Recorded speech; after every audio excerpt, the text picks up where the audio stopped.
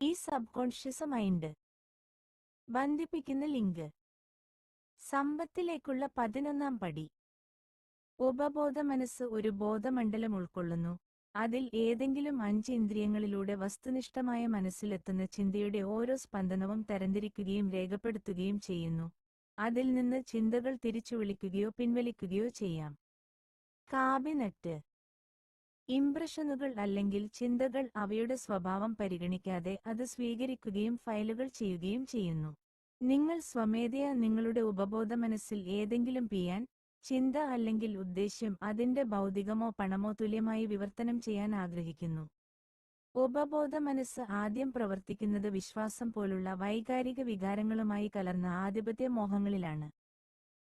ഒരു ഡിസയർ എന്ന അധ്യായത്തിൽ നൽകിയിരിക്കുന്ന നിർദ്ദേശങ്ങൾ, അവിടെ വിവരിച്ചിരിക്കുന്ന 6 ഘട്ടങ്ങൾ സ്വീകരിക്കുന്നതിനും പദ്ധതികൾ നിർമ്മിക്കുന്നതിനും നടപ്പിലാക്കുന്നതിനുമുള്ള അധ്യായത്തിൽ നൽകിയിരിക്കുന്ന നിർദ്ദേശങ്ങൾ എന്നിവയുമായി ബന്ധപ്പെട്ട് ഇത് പരിഗണിക്കുക.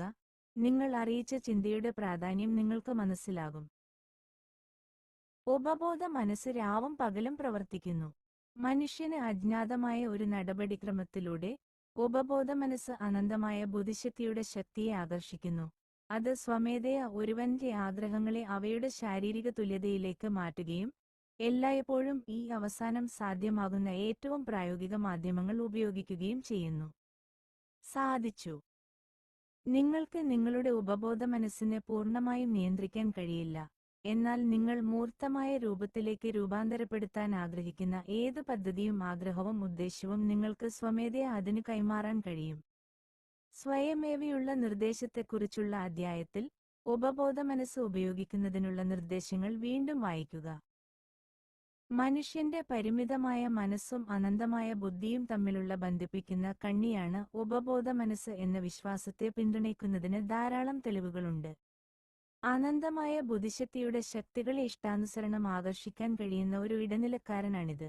മാനസിക പ്രേരണകളെ പരിഷ്കരിക്കുകയും അവയുടെ ആത്മീയ തുല്യതയിലേക്ക് മാറ്റുകയും ചെയ്യുന്ന രഹസ്യ പ്രക്രിയ അതിൽ മാത്രം അടങ്ങിയിരിക്കുന്നു.